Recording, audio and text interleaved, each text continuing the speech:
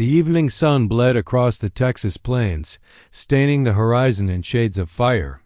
Dust swirled around the settlement's main street where men, women, and children gathered with a restless energy that felt more like a mob than a community. At the center of it all stood Eleanor Hayes, her wrists bound with coarse hemp rope, her face pale but defiant. Eleanor had always been different from the others in town, where most settlers had learned to harden their hearts against the tribes. Of the frontier, Eleanor's spirit leaned toward mercy.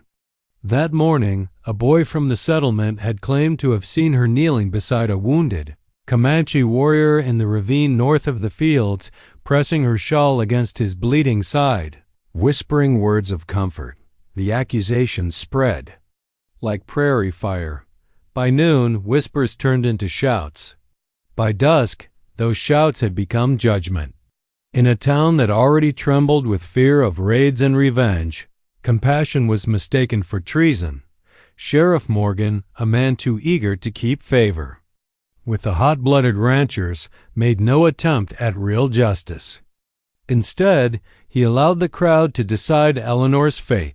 She was dragged from her father's porch, her father too cowed and broken to resist, and hauled into the square where men spat at her boots and women clutched their children closer, as though her touch might stain them. "Comanche lover," a voice sneered. The words caught like burrs. Soon the crowd chanted them in rhythm until they were no longer words but a sentence. "Comanche lover. Comanche lover." Eleanor did not cry. Though her hands trembled, her chin lifted, and her eyes gray like storm clouds held steady. She thought of the young warrior, barely older than her brother would have been had fever not taken him, gasping for life in the ravine. Was it truly so wicked to keep death at bay, even for an enemy? The crowd decided it was. 2 men held her down across the hitching post while a third brought forth a knife, its edge glinting cruel in the last rays of the sun. The sheriff muttered something about a lesson in loyalty as if it excused what was about to happen.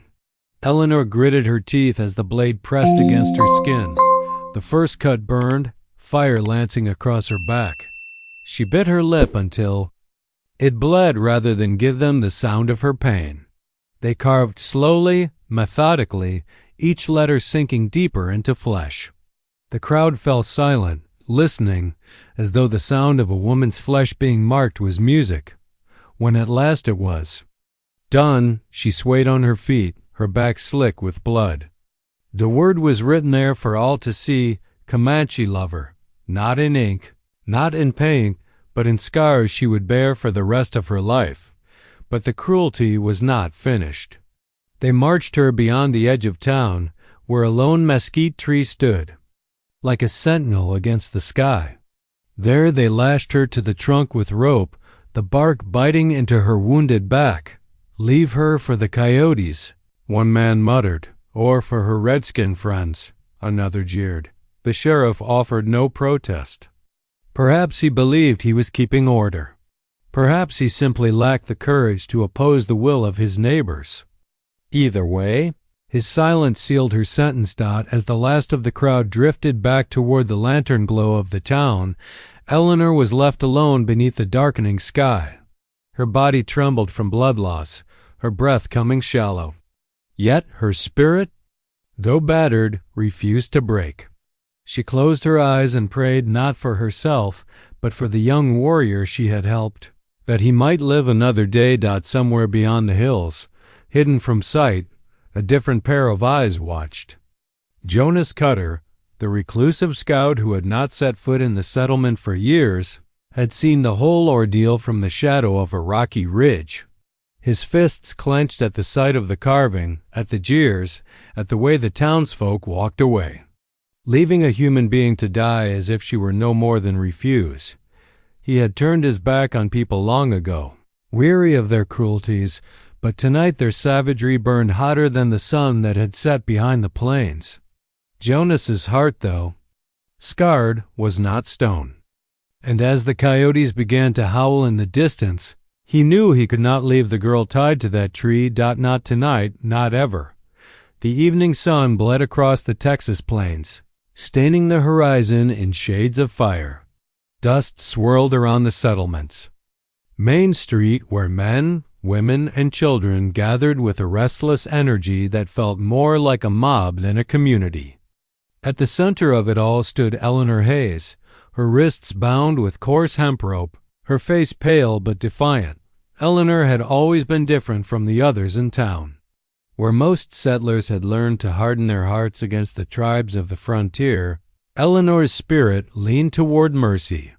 That morning, a boy from the settlement had claimed to have seen her kneeling beside a wounded Comanche warrior in the ravine north of the fields, pressing her shawl against his bleeding side, whispering words of comfort. The accusation spread like prairie fire. By noon, whispers turned into shouts. By dusk, those shouts had become judgment. In a town that already trembled with fear of raids and revenge, compassion was mistaken for treason. Sheriff Morgan, a man too eager to keep favor with the hot-blooded ranchers, made no attempt at real justice. Instead, he allowed the crowd to decide Eleanor's fate. She was dragged from her father's porch, her father too cowed and broken to resist, and hauled into the square where men spat at her boots and women clutched their children closer, as though her touch might stain them. "Comanche lover," a voice sneered. The words caught like burrs. Soon the crowd chanted them in rhythm until they were no longer words but a sentence. "Comanche lover. Comanche lover." Eleanor did not cry. Though her hands trembled, her chin lifted, and her eyes gray like storm clouds held steady. She thought of the young warrior, barely older than her brother would have been had fever not taken him, gasping for life in the ravine. Was it truly so wicked to keep death at bay, even for an enemy? The crowd decided it was. 2 men held her down across the hitching post while a third brought forth a knife, its edge glinting cruel in the last rays of the sun.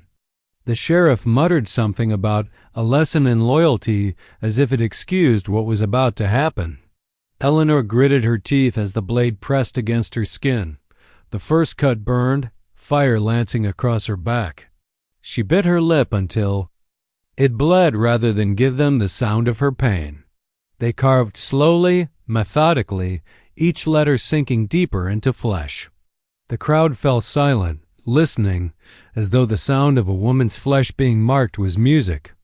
When at last it was done, she swayed on her feet, her back slick with blood. The word was written there for all to see, "Comanche lover," not in ink, not in paint, but in scars she would bear for the rest of her life.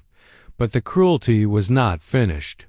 They marched her beyond the edge of town, where a lone mesquite tree stood, like a sentinel against the sky. There they lashed her to the trunk with rope, the bark biting into her wounded back. "Leave her for the coyotes," one man muttered, "or for her redskin friends," another jeered. The sheriff offered no protest. Perhaps he believed he was keeping order. Perhaps he simply lacked the courage to oppose the will of his neighbors. Either way, his silence sealed her sentence. As the last of the crowd drifted back toward the lantern glow of the town, Eleanor was left alone beneath the darkening sky. Her body trembled from blood loss, her breath coming shallow. Yet her spirit, though battered, refused to break. She closed her eyes and prayed not for herself, but for the young warrior she had helped, that he might live another day. Somewhere beyond the hills, hidden from sight, a different pair of eyes watched. Jonas Cutter, the reclusive scout who had not set foot in the settlement for years, had seen the whole ordeal from the shadow of a rocky ridge. His fists clenched at the sight of the carving, at the jeers, at the way the townsfolk walked away, leaving a human being to die as if she were no more than refuse. He had turned his back on people long ago, weary of their cruelties, but tonight their savagery burned hotter than the sun that had set behind the plains. Jonas's heart, though scarred, was not stone, and as the coyotes began to howl in the distance, he knew he could not leave the girl tied to that tree. Not tonight, not ever. The prairie night stretched wide and heavy, cloaked in silence except for the distant howls of coyotes prowling closer with every passing moment. The mesquite tree stood like a lone sentinel in the field, and tied against its rough trunk was Eleanor Hayes, her breathing shallow, her head drooping forward as though even the weight of her own hair was too much to bear. Jonas Cutter moved toward her in silence, each step deliberate, his boots rolling heel to toe so the earth made no sound beneath him.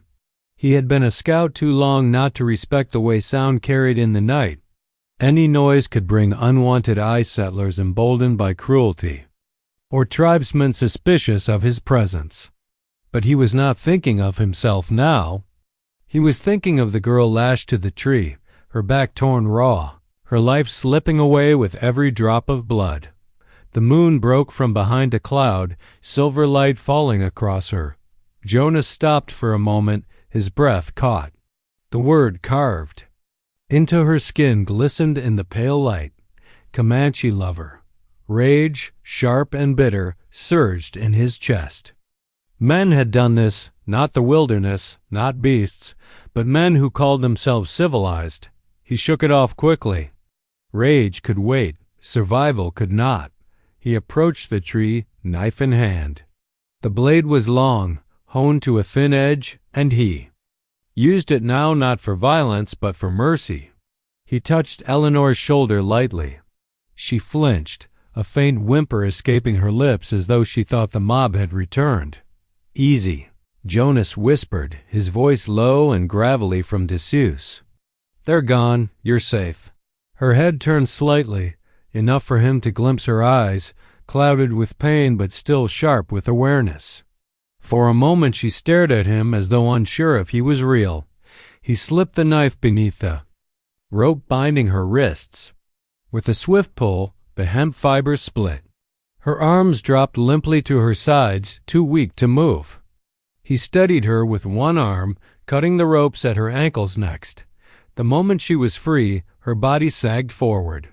Jonas caught her before she hit the ground, her weight slight in his arms. Blood had soaked through her dress, the back of it, shredded and dark. The coppery scent hit his nose, mingling with sweat and dust. He pressed a hand against her side, feeling the shallow rise and fall of her ribs. She was still alive, but only just. "We've got to move," he muttered, more to himself than to her. The coyotes' cries were nearer now, a chorus circling the edges of the field. Predators knew weakness. They could smell death before it came. Jonas crouched, securing his rifle across his back, then lifted her into his arms. She stirred faintly, her lips parting.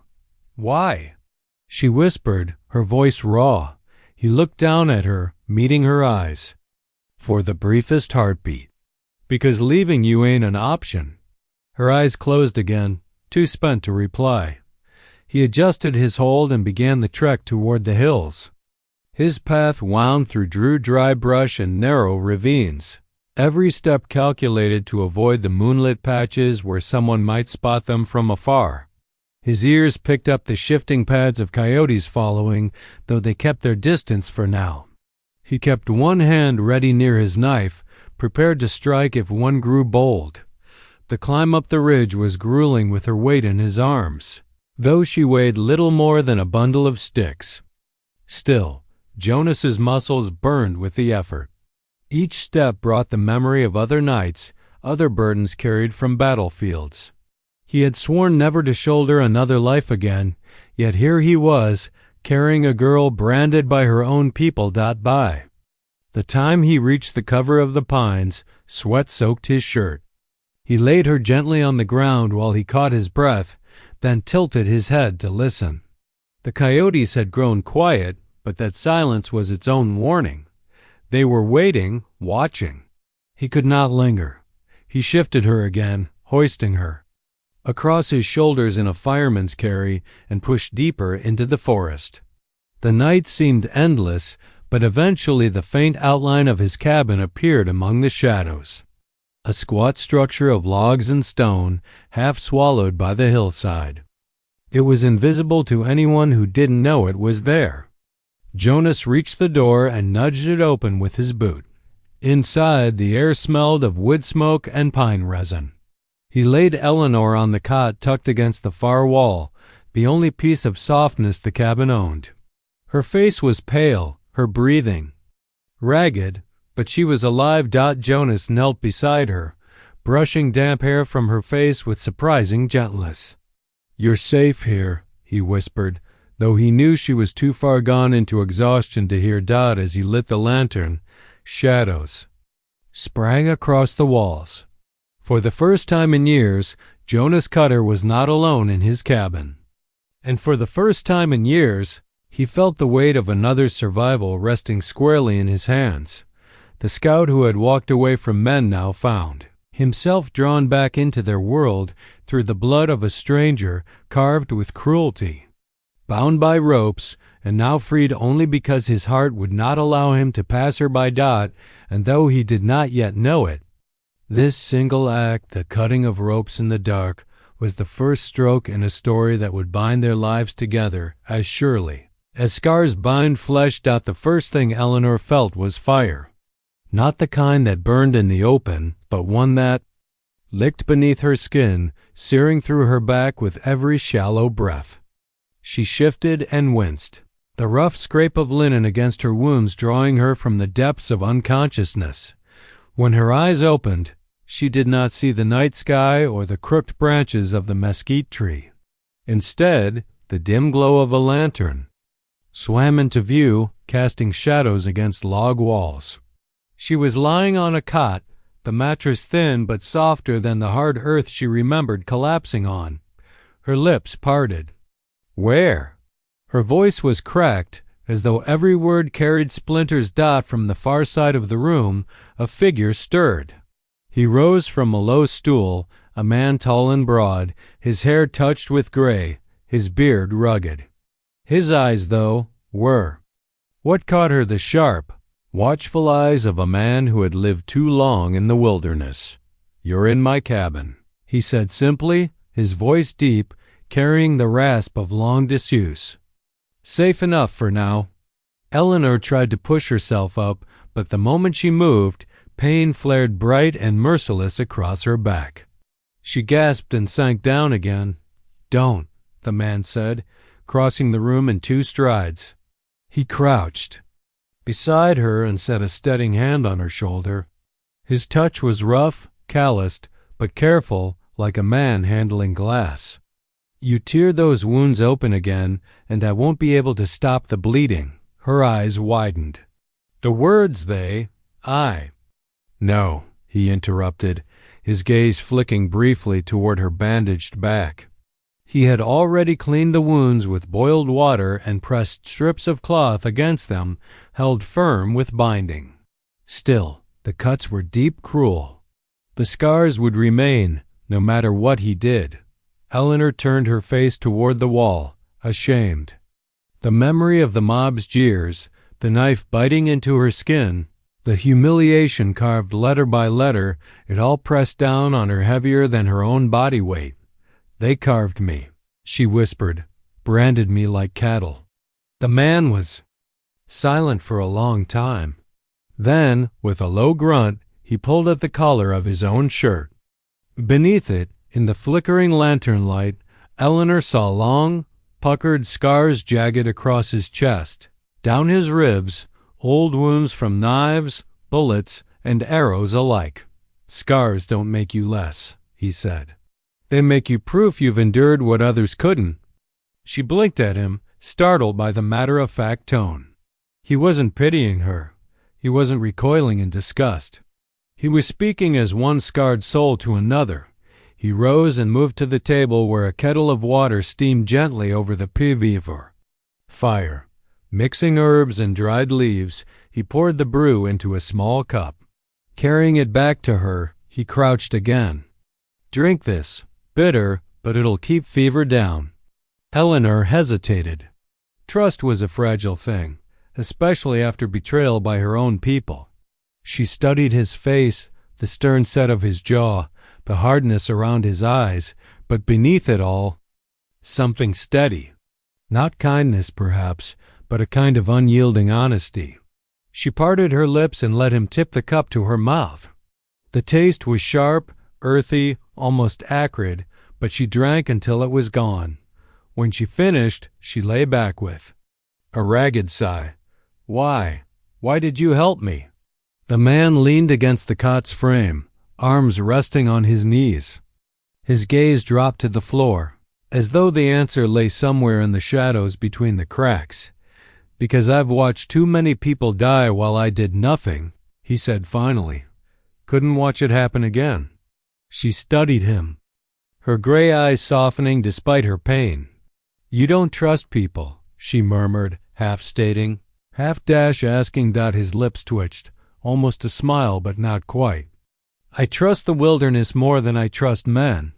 The wilderness don't lie to you. But tonight, I had to break my rule." The fire popped in the hearth, filling the silence between them. For the first time since her ordeal began, Eleanor felt a sliver of something unexpected, not safety, not yet, but the faintest thread of it weaving through her fear. Her eyelids grew heavy. Exhaustion pulled at her, dragging her down again into darkness. Before she slipped under, she whispered, "Your name?" He hesitated, then answered, "Jonas." Her lips curved faintly. "Eleanor." She fell asleep before he could reply, her breathing evening into a fragile rhythm. Jonas remained crouched beside her, studying the young woman whose life he had, pulled from the jaws of cruelty and wilderness alike. He had meant only to cut her down, to walk away after doing what conscience demanded. But now she was here, bleeding on his cot, her fate tangled with his whether he liked it or not. The reclusive scout, who had sworn never to carry another soul's burden, now found himself listening to her shallow breaths and realizing there was no turning back. Not anymore. Morning crept slowly into the cabin, filtering through the narrow slats in the shuttered window. The air smelled faintly of pine smoke and damp earth, a reminder that the wilderness pressed close on all sides. Eleanor stirred, the thin quilt shifting against her skin. She winced as the movement tugged at the bandages across her back. Memory of the night before came rushing back. The crowd, the knife, the jeering voices. For a moment, she thought she was still tied to the mesquite tree, the bark tearing into her flesh.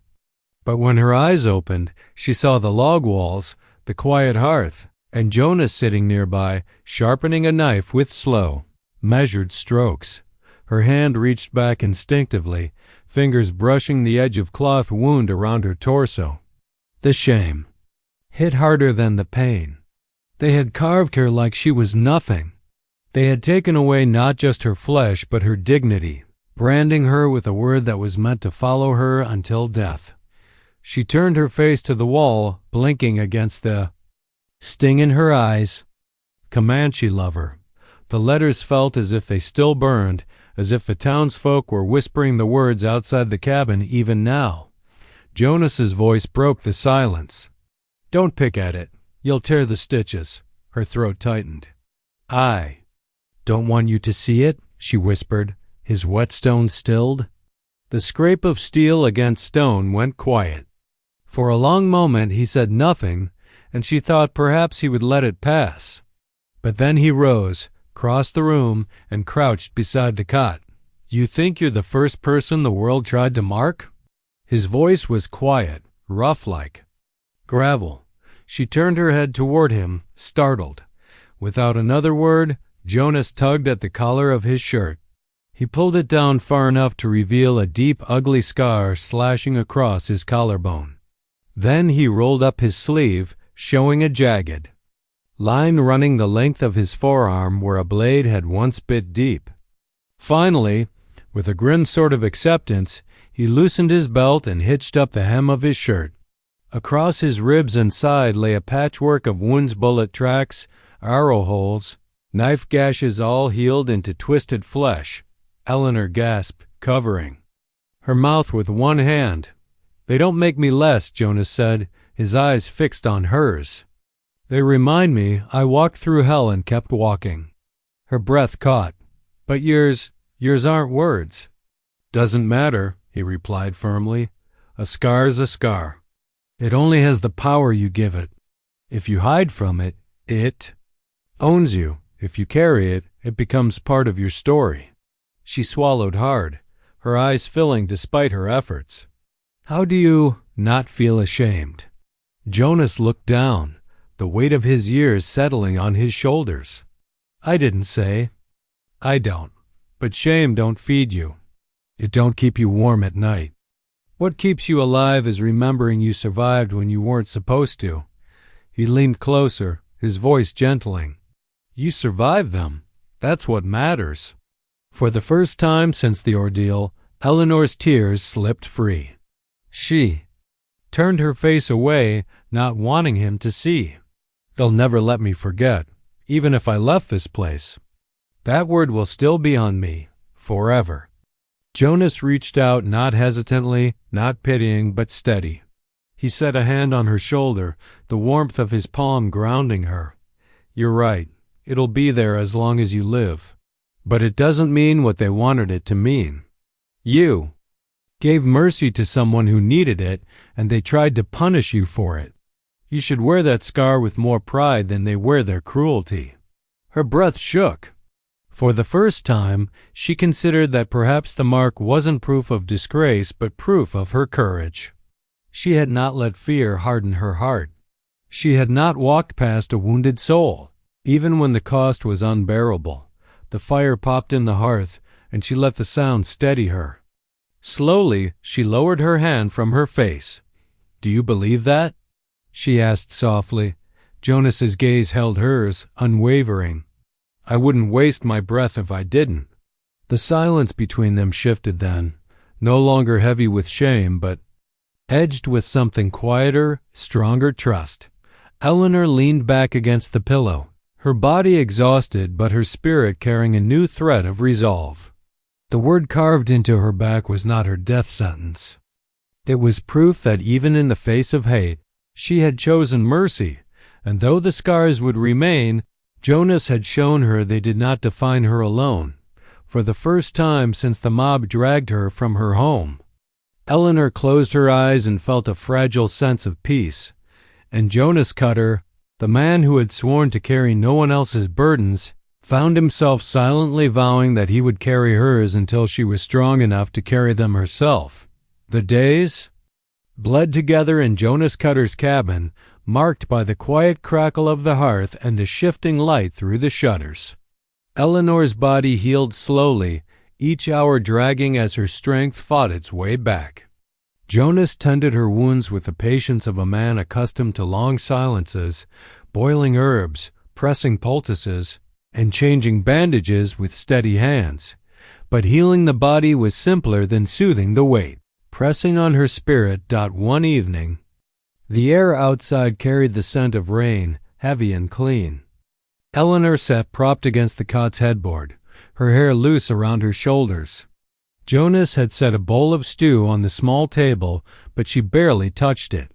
Her gaze lingered on the fire, the flames reflecting in her gray eyes like restless ghosts. They think I'm guilty of something, she murmured at last, her voice low. That's the worst of it. They looked at me like I'd betrayed them, like I was less than human. Jonas glanced at her from his stool, his knife paused mid-whittling. He didn't press her to continue, but his silence invited her words. Eleanor drew a shaky breath. It wasn't betrayal. He was just a boy, younger than me. I found him lying in the ravine, bleeding. He couldn't have been more than 15. His horse had bolted, and an arrow was in his side. He was gasping like a fish out of water. Her fingers twisted in the quilt, her knuckles white. I remembered my brother. He died of fever when he was that age. I couldn't walk away, not. When I saw another boy dying like that, her throat tightened. So I tore my shawl and pressed it to his wound. I gave him water. That was all. I left him there when I heard riders coming. I don't even know if he lived. Her eyes brimmed with tears, and she turned toward Jonas. For that, just for that, they carved me like an animal. Jonas set down the wood and knife. His face was carved of stone, yet his eyes betrayed something deeper, recognition. "I believe you," he said simply. She swallowed hard. "But why?" "Everyone else believed the worst of me without question." Jonas leaned back, his gaze lost. "In the fire. Because I know what it is to be punished for doing what you thought was right." The cabin fell still. Eleanor watched him, her pain momentarily forgotten. Jonas rarely spoke of himself. His life seemed to exist in the shadows of the wilderness, away from the world of men. But now his voice carried the weight of confession. "I was a scout once," he began, "for the army. Rode ahead of columns, tracked trails, marked where water and shelter could be found. I thought I was keeping men alive." His jaw clenched. "But sometimes what I scouted wasn't for survival. It was for destruction. I'd lead them to villages, mark the paths in and out. Then I'd stand back and watch soldiers burn homes, cut down anyone who ran. Men, women, children, it didn't matter." His eyes narrowed, staring into the flames as though they were the fires he remembered.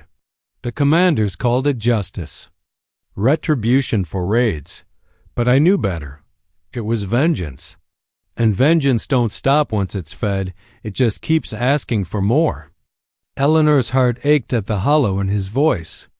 "And you walked away?" Jonas nodded slowly. "The last village I led them to, I saw a girl. Couldn't have been older than 12. She was holding her baby brother, trying to shield him, while the fire spread. And I couldn't raise my rifle. I turned and left. Didn't even stay to take my pay. Rode until my horse nearly died under me. Been in these hills ever since." For a long moment, neither spoke. The fire snapped and hissed, throwing sparks up the chimney. Finally, Eleanor whispered, "So both of us are guilty, then." Guilty of compassion. Jonas gave a bitter half-smile. "Seems that's a crime out here." Their eyes met across the cabin, two souls marked by scars different in shape but identical in weight. Eleanor saw in him not just the man who had cut her free, but a man who carried his own brand of shame etched not on his skin but into his memory. And Jonas, in turn, saw in her a reflection of the choice he once made, mercy in a world that demanded cruelty. She shifted, wincing, but lifted her chin. "If surviving means letting go of that part of myself, then I'd rather not survive." Jonas studied her, then gave a slow nod. "Then maybe you've got more grit than all the people who tied you to that tree." The words settled deep in Eleanor's chest. For the first time, she did not feel so alone in her burden. The storm outside broke then, rain pattering against the roof. Eleanor leaned back, letting the sound wash over her, while Jonas poked at the fire with a steady hand. The cabin, though small and hidden, no longer felt like a place of exile. For both of them, it was becoming something different, a place where the truth, heavy and scarred, could finally be spoken aloud. The rain that swept through the hills washed the land clean, but it also laid bare the secrets Jonas Cutter would have rather kept hidden. Tracks stood out in the soft earth footprints, wagon ruts, the subtle scars of passage that only an experienced eye could read. Jonas noticed them first while tending to his snares a mile from the cabin. They weren't the marks of Comanche ponies. They were heavier, sharper, the hooves shod with iron, settlers, men on the move. And from the depth and spread of the prints, there were at least 4, maybe 6. Jonas crouched in the mud, his fingers brushing the tracks, his jaw tightening. They hadn't stumbled on the trail by chance. These men were searching. And Jonas knew damned well who they were looking for. By the time he returned to the cabin, Eleanor was sitting upright, sewing with trembling hands, the needle darting through a torn sleeve Jonas had given her. She looked up, startled by the grimness in his face. "What is it?" she asked. Jonas hung his hat on the peg by the door, water dripping from the brim. "They're coming," he said flatly, her fingers still on the cloth. "Who?" "Men from the settlement. The kind who think justice is carved with a knife." His voice held no softness now. "They're hunting you." Eleanor's stomach knotted. She gripped the fabric tighter, her breath quickening. "They know I survived." "They?" "No," Jonas confirmed. "Or at least, they suspect. Once they find no body beneath that tree, they'll keep sniffing the ground till they corner the truth." The silence that followed was thick as molasses. Eleanor's mind reeled back to the jeers, the hands that shoved her, the cruel edge of the knife carving into her skin. The thought of those faces finding her again nearly drove her breath from her chest. "What will you do?" she whispered. Jonas fixed her with a steady gaze. "The question is, what will you do? You've got a choice. We can run head deeper into the hills, where even wolves think twice about wandering. Or," he trailed off, his hand brushing the rifle leaning against the hearth. "Or stand," Eleanor finished for him. Jonas gave a curt nod. "If they find us, there won't be talking. These men won't want explanations. They'll want to finish what they started." Her hand drifted unconsciously to her back, feeling the ridges of the scars beneath the bandages.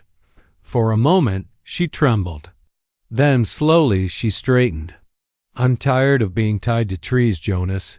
Tired of being left helpless while others decide if I live or die." Something fierce flickered in her eyes. Jonas recognized it. He'd seen that same fire once in men who refused to surrender even when the odds were hopeless. "You've got grit. I'll give you that," Jonas said quietly. "But grit alone won't stop bullets." "You ever fired a rifle?" Eleanor hesitated, then shook her head. "My father had one. I wasn't allowed to touch it." Jonas pulled his from the corner and placed it in her hands. The weight nearly dragged her arms down, but she adjusted, holding it across her lap. "You'll learn," he said. "Quick." That evening, as the storm clouds broke and stars flickered out across the velvet sky, Jonas took her outside.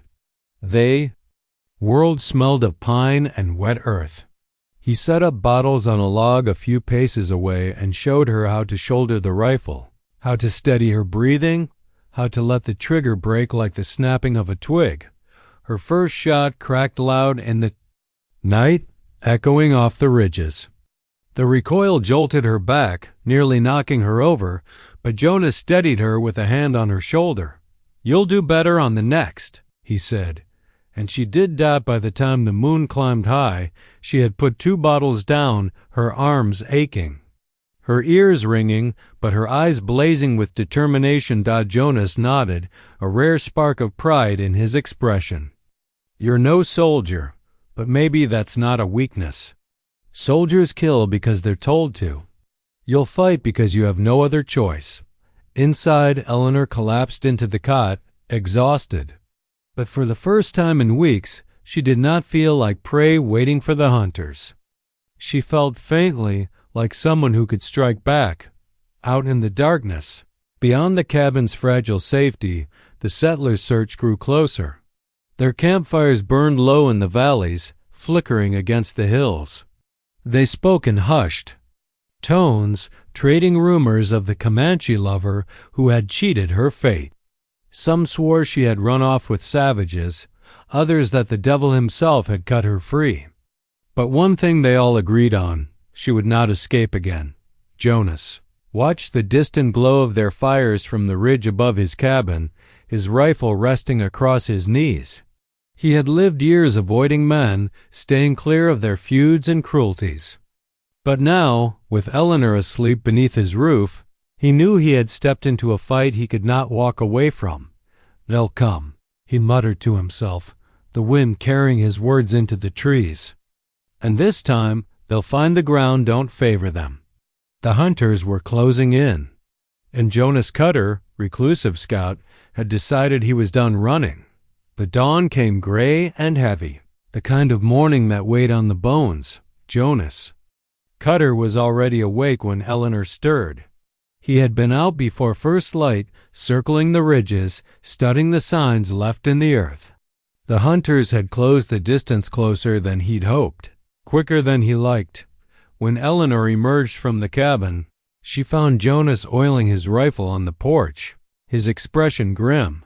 "They're less than 2 miles out," he said without preamble. 6 men, maybe more. "They've taken to spreading wide like hounds in a brush hunt." Eleanor's stomach dropped. "And when they find us?"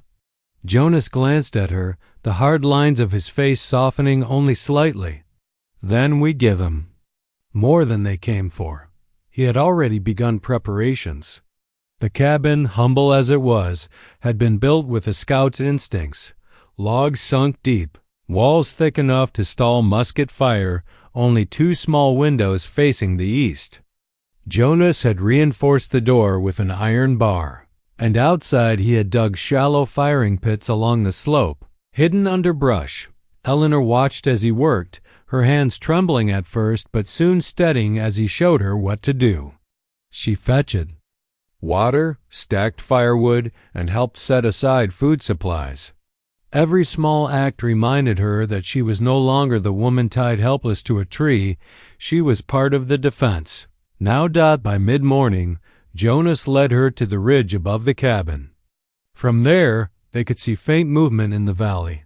Riders dismounting, leading their horses into a thicket for cover. Jonas' sharp eyes caught every detail, the glint of a rifle barrel, the way one man pointed toward the slope. "No," Jonas muttered. "They've caught wind of smoke or tracks. Won't be long." Eleanor's pulse pounded in her ears. "What will they do?" "They'll circle, try to smoke us out. Men like that don't rush unless they're drunk on courage." He spat into the dirt. "But make no mistake, they'll come." They returned to the cabin and waited. Waiting was the hardest part. The silence seemed to stretch forever, broken only by the creak of the timbers and the rasp of Jonas sharpening his knife. Eleanor tried to steady her breathing, tried to keep her hands from trembling as she checked the rifle he had given her. Hours dragged. Then, just as the sun reached its peak, a single rifle shot cracked through the trees. The bullet slammed into the cabin wall, splintering the wood inches from the window. Eleanor flinched. Dropping low. Jonas didn't move. He peered through the crack in the shutter, eyes narrowing. "They're testing our nerve," he said. "Seeing if we'll run." Another shot followed, then another, both from different angles. The men were spreading out, tightening the noose. Jonas raised his rifle and fired once, quick and sure. A cry rang out in the distance. The forest fell silent again. "That'll make 'em think twice," Jonas said, though his voice carried no triumph. Eleanor crawled to the other window, her heart hammering. She saw movement, 2 figures slipping between the trees, low and fast. She raised her rifle, just as Jonas had taught her. Her hands shook, but she steadied them against the sill. She fired. The shot went wide, the recoil slamming her shoulder. But the men dove for cover all the same. Jonas gave her a sharp look, then nodded once. "Not bad. Next one, breathe slower." The siege dragged into the afternoon. Gunfire came in bursts, echoing through the pines, answered by Jonas' steady shots. Eleanor fired twice more, missing both times, but each round bought them space, kept the hunters wary. Then came the smoke. Jonas smelled it first, his nose twitching. "Damn," he muttered. He pushed open the back door and saw it curling low through the underbrush. Someone had lit a fire downhill, hoping the wind would carry it to the cabin. "They'll burn us."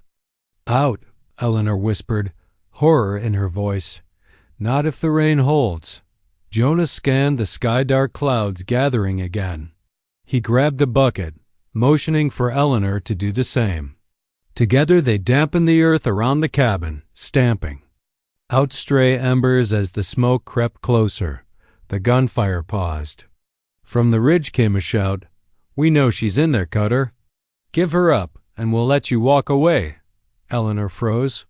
The voice carried hatred sharp as Glass-Dot Jonas stepped into the doorway, his silhouette framed in the dim light. He raised his rifle and called back, his voice steady as stone. "You'll get her over my dead body." The woods erupted with curses and gunfire in answer. Bullets slammed into the logs, showering splinters. Eleanor crouched beside the hearth, clutching her rifle, her breath ragged but her eyes fierce. The siege had truly begun.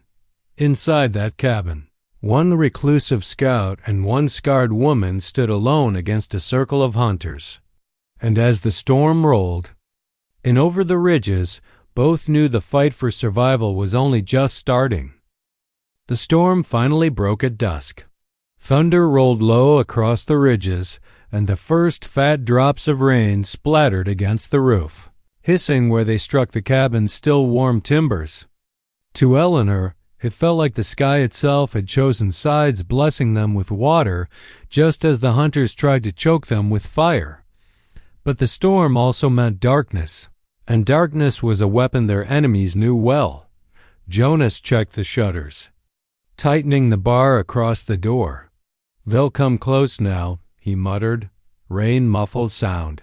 Firelight blinds eyes. "Stay sharp." Eleanor sat near the hearth, rifle across her knees. Her shoulder ached from the recoil of earlier shots, but she forced herself not to rub it. She had learned in a single day what most frontier women never faced in a lifetime, that survival meant ignoring the body's protests and listening to the spirit's demand to endure. For hours they held their silence. The rain drummed heavy, masking all but the loudest movements.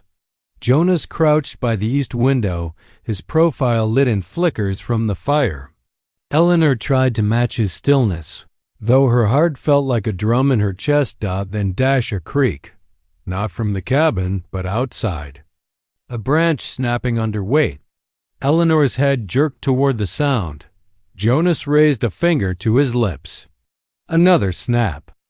Then the unmistakable squelch of boots in wet earth. "They're crawling," Jonas whispered. Eleanor raised her rifle, sighting through the narrow slit Jonas had cut in the shutter. At first she saw nothing, just trees swaying under sheets of rain. Then movement. A shadow darting low, closer, until she could make out the gleam of a knife. She swallowed hard, finger trembling on the trigger. "Wait," Jonas breathed. "Closer. Let him think they're unseen." The figure crept within 20 yards. Eleanor could see the man's face now, rain streaming over his beard, his eyes fixed on the cabin door. She thought of the word carved into her back Comanche. Lover and rage steadied her hand. She squeezed the trigger. The blast deafened her, filling the cabin with smoke. Through the haze she saw the man fall, his knife clattering into the mud. For a moment, silence. Then shouts erupted from the trees. Gunfire ripped into the walls. The cabin shook under the storm of lead. Eleanor ducked low, her ears ringing. But Jonas' calm voice cut through. "You hit him clean. Breathe. Reload." Her fingers fumbled with powder and shot, but she managed it. Jonas' rifle cracked once, then again, and another cry split the night. The siege pressed harder. The hunters fired in volleys now, bullets chewing at the logs, shards flying like angry hornets. One round punched through a shutter, splintering the wood inches from Jonas' face. He didn't flinch. "They're testing for weak spots," he said. "But this cabin's got thicker bones than they do." Eleanor forced herself to believe him. She reloaded, fired again, missed, but the shot kept their attackers pinned. Jonas' return fire was merciless. Every time a shadow moved too close, his rifle barked and the night answered with pain. The hours crawled. Rain turned the ground to mud, sucking at boots, drowning the hunter's fire before it could spread. The cabin, battered and scarred, stood fast, but Eleanor felt the toll. Her arms ached, her body trembled from exhaustion. Each reload seemed slower, clumsier. At last, during a lull, she slumped against the wall, whispering, "I don't know." "If I can keep, you can," Jonas cut in, not unkindly. His eyes locked on hers, steady as stone. "You've carried worse than bullets on your back. This you can carry." His words struck deeper than she expected. The pain in her spine, the scar carved by hate, had once made her feel like less than human. Now Jonas reminded her it was proof of her strength. She straightened, lifted her rifle, and waited for the next shadow. Near midnight the hunters tried once more. 3 men broke from cover, rushing the door. Jonas dropped the first before he made 10 yards. Eleanor fired at the second her shot, struck his shoulder, spinning him into the mud with a howl. The third crashed against the barred door, slamming it with his full weight. Eleanor screamed. Jonas surged forward, knife in hand. He thrust through the crack in the door just as the man pushed again. A strangled cry rang out, then the body slid down the outside wall. Rain washed the blood away, leaving only silence. The gunfire ceased. The forest, soaked and heavy, fell quiet save for thunder rolling westward. Jonas waited, listening, then lowered his rifle. They've had enough for tonight. Lost too many, and the storm's taken their courage. Eleanor let her rifle sag into her lap. Her whole body trembled, not from fear now, but from the release of it. For the first time, she realized they had survived a battle, not just endured, fought back. Jonas gave her a rare smile, faint but real. "Told you the cabin had strong bones." Eleanor met his eyes, exhausted yet burning with a new fire. "And so do we." The night held. The cabin, scarred but unbroken, stood like a fortress on the ridge. And inside, a woman once marked as a victim had become a fighter beside the scout who cut her down. The siege wasn't over, but for tonight, the cabin held. Dawn broke gray and wet. Mist hung heavy over the ridges, curling low around the trees like smoke from a battlefield. Eleanor stepped out of the cabin, rifle in hand, her boots sinking into the churned mud where bodies still lay half buried in rainwater. The storm had driven the hunters off for the night, but Jonas knew they weren't gone. Men who carved hate into flesh didn't stop because of a few losses. They regrouped, licked their wounds, and came back meaner. "They'll try again," Jonas said quietly, scanning the tree line. "But this time, they'll want to end it quick. No fire, no siege. Just blood." Eleanor tightened her grip on the rifle. She'd barely slept, her dreams haunted by faces, her tormentors laughing, knives glinting, the word Comanche lover burning into her skin. But now, in the pale light of morning, the fear inside her felt different. It no longer froze her. It sharpened her. "They'll come," she whispered, "and we'll finish it." Jonas glanced at her, surprise flickering in his eyes. Then he nodded once. By mid-morning, they heard them. Hooves in the distance. The hunters had brought horses now fast escape if things turned sour. But it also meant they were fewer. Only the hardcore remained, men too proud or too hateful to walk away. Jonas crouched low by the cabin's edge, loading his rifle. Eleanor knelt beside him, every movement steady. They didn't need words anymore. Survival had woven a silent language between them. When the riders burst into the clearing, they came with a howl. 6 men, mud splashing under hooves, pistols flashing. Jonas fired first. A rider toppled sideways, crashing into the muck. Eleanor shot next, her ball punching through another man's chest. The horses reared, screaming, as chaos broke among them. But 3 riders pushed through, closing the distance. Jonas reloaded, fast, dropping one with a bullet through his throat. The last 2 leapt from their saddles, charging the cabin with knives and pistols drawn. One rushed Eleanor. She fired point blank, her shot grazing his side but not stopping him. He slammed into her, knocking her back into the mud. His knife flashed down, then Jonas was there, slamming the man's wrist against a post until the blade clattered free. Eleanor kicked upward, sending him sprawling, and together they drove him into the ground, Jonas' knife finding its mark. The final hunter stood at the edge of the clearing, pistol raised. He didn't shoot. Instead, his eyes locked on Eleanor, and his mouth twisted in a sneer. "Should have died where we left you, girl," he spat. "World's better without your kind. Better without Comanche lovers." The word hit like a brand, pressed fresh to her back. Eleanor froze for half a heartbeat, then fury surged through her veins hotter than fire. She stepped forward, mud dripping from her clothes, rifle clenched tight. "You carved that word into me," she said, voice trembling but loud. "You tried to make it a wound I'd never escape. But you failed." Jonas shifted slightly, watching her, but didn't move to take the shot. This was hers. Eleanor raised her rifle. "That word doesn't shame me. It shames you," she fired. The man jerked, staggered, and fell face first into the mud, the sneer. Wiped clean forever, silence followed. Only the drip of rain from the eaves. The restless snort of horses left masterless. Eleanor lowered her rifle slowly, her breath coming in ragged gasps. She stared at the body in the mud, waiting for guilt, for horror, but none came. Only relief.